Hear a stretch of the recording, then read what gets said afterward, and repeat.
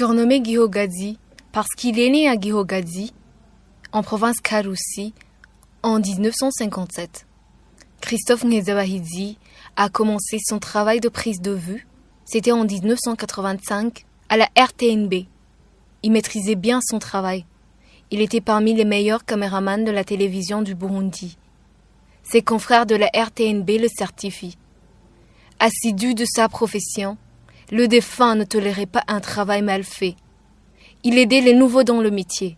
Bref, il partageait ses connaissances avec ses collègues. J'ai connu Christophe Ngezabahidzi en 1985 et ce qu'on m'a dit, c'est qu'il avait terminé l'école technique secondaire de Kamenge et je dois d'emblée vous dire qu'une bonne partie du personnel technique avait terminé cette école. Alors, ce qui le différenciait peut-être des autres, c'est sa compétence. Jusque à la veille de sa mort, je pense qu'il était pratiquement le meilleur caméraman de la radio-télévision nationale du Burundi. Alors, c'était quelqu'un qui se formait, qui était polyvalent. J'ai beaucoup aimé sa polyvalence. Et il aimait bien, dès qu'un expatrié passait à la RTNB pour telle ou telle technologie nouvelle, il était parmi les premiers à imiter et il gardait toujours quelque chose. Christophe était un collègue très serviable qui comprenait les situations. Vous savez que dans notre métier, on travaille toujours des fois dans des situations difficiles.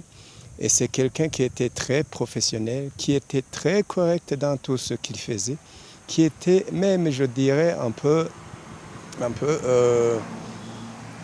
que ce soit dans le travail qu'il exerçait tous les jours, que ce soit à la maison, c'était quelqu'un qui cherchait à ce que toutes les choses qu'il faisait, que ça soit rangé correctement et fait correctement. Christophe Ngezabahidzi était un homme très sage, un homme qui aimait un travail bien fait, qui n'acceptait pas les choses vagabondes. Il nous éduquait tous. Il nous prenait à un moment donné pour les enfants parce que le métier d'un journaliste, il faut être à l'aise, il faut blaguer. La mort de Christophe chagrine ses collègues.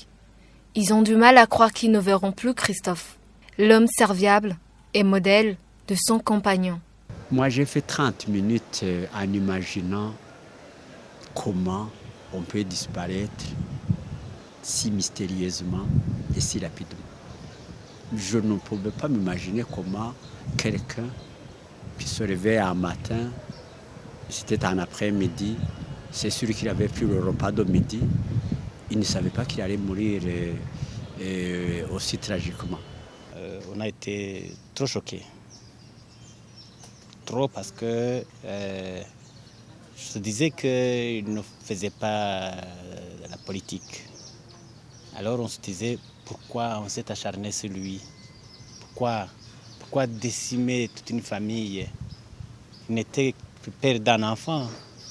Et si on l'a tué avec un enfant, on disait adoptif, toute sa famille. Et puis, ce qui nous a choqués aussi, c'est qu'en 1993, on a décimé aussi sa famille. Quand on a appris qu'il venait d'être tué avec toute sa famille, on n'a pas eu à quoi dire. Hein. Jusqu'à présent, on est toujours sous le choc. On est sous le choc.